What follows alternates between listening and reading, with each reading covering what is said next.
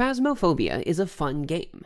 It's still early in its release period in early access, but when it hits its stride in October 2020, it was popular for a reason. You play as normal people with no magic powers or supernatural abilities, and your job is to use your ghost hunting equipment to locate a ghost in the client's place, identify it, and get evidence of its existence.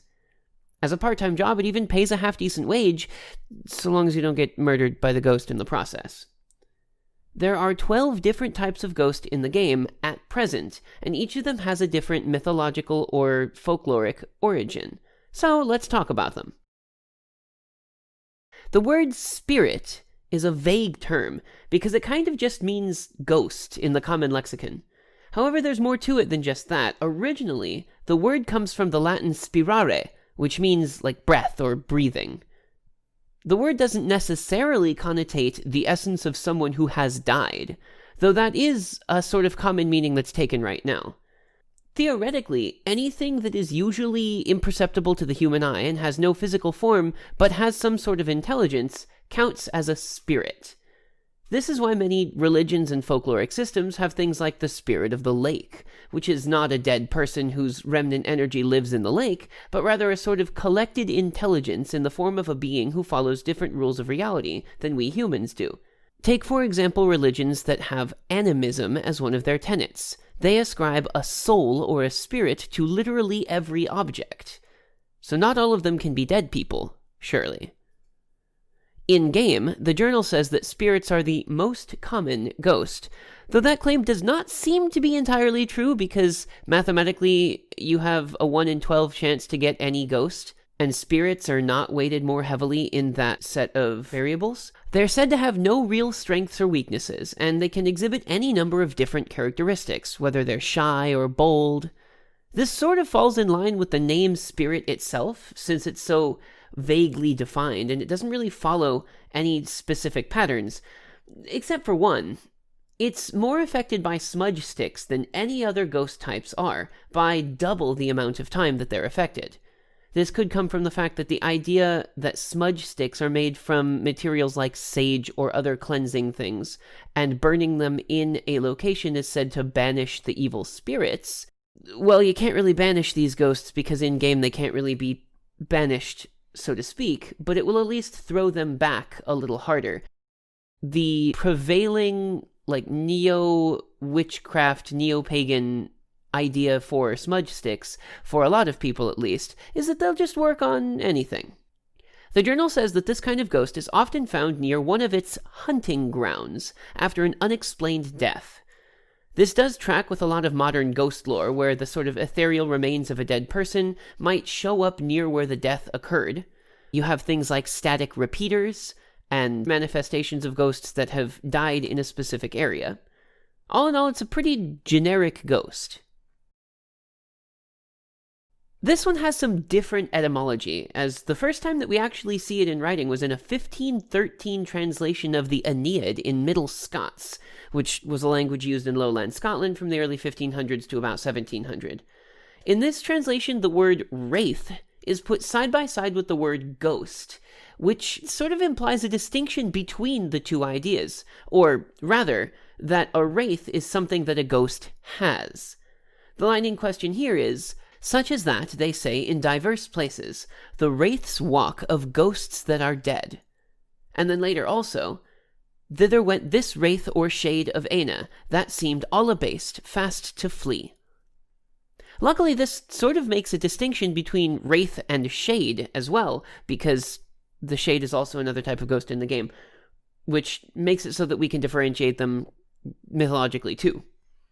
But the implication of that line above, to me at least, is that a wraith is the visible form of a ghost, which is a dead person's leftover presence.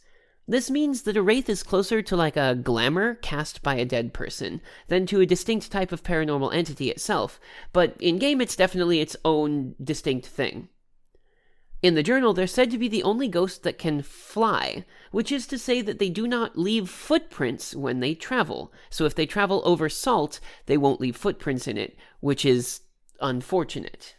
They can also go through walls and doors, which is kind of detrimental to the investigator trying to hide, but also tracks with the idea that they are the visible umbra of a dead person, rather than something with a physical, actual presence. They also have a special ability that allows them to teleport short distances, which is a real pain for players, but can perhaps be attested to the idea that ghosts seem to sort of vanish and reappear in places, like the static repeater that we were talking about a bit ago. They go about doing their thing, vanish, and then reappear back at the beginning of that action. Granted, all ghosts in this game have the tendency to just disappear and reappear, but this one can actually do it over distance. Wraiths can be prevented from hunting you if they come into contact with salt, so while they won't leave any footprints, it will mess with them. This is a popular sort of folkloric item for use in warding away evil spirits and ghosts and things, common in a lot of different folkloric systems. Something about the purifying properties of the mineral or what keep the spirits at bay. And why they chose the Wraith and not, for instance, the demon to be allergic to salt is beyond me, but this is good, it's good.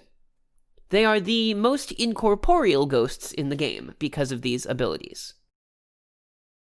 Oh boy, what a ride we're in for this one. So originally from the Latin phantasma, which is like something with no physical form, but which is nevertheless visible, this word has meanings akin to the Wraith's connotations. However, there's another word that looks similar but is from an entirely different root, phasma, after which the game is named. Phasma is Greek and just straight up means ghost, but phantom is slightly different. Phantom and its doublet phantasm both refer to something that can be perceived but isn't necessarily there. It's something that can be sensed with human senses but has no physical form. Thus, technically any ghost in this game can be classified as a phantom taxonomically.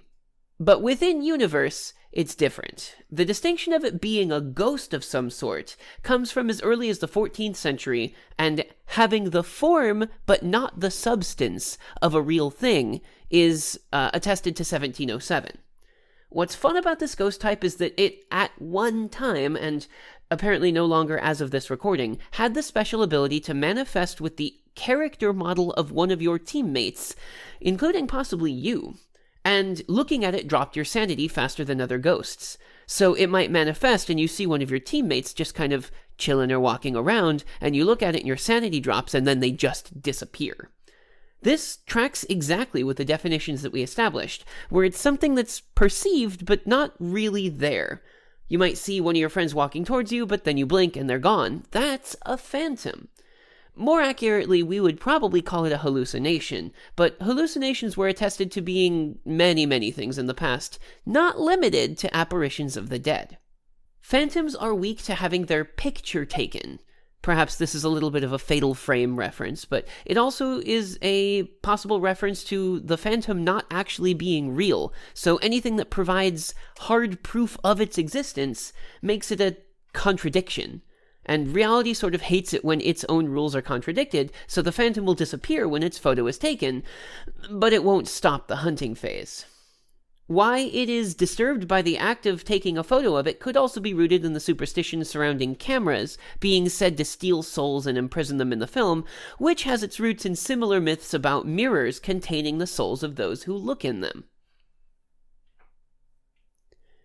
Well, we've got 9 more ghosts to go, so we're going to split this into a series of 4 smaller videos and then put all of them into a playlist. I hope that that is okay for you guys, because otherwise it would be me editing a really long video and it wouldn't be any fun. So, thank you for watching. I hope that you've enjoyed the first 3 ghosts in Phasmophobia. If you did, you know what to do with the little bell icon. Please click it. Also, if you haven't subscribed to my channel yet, why not? Like, come on, man. Just subscribe. Yeah. Good talk. I will see you guys in the next video. See you next time.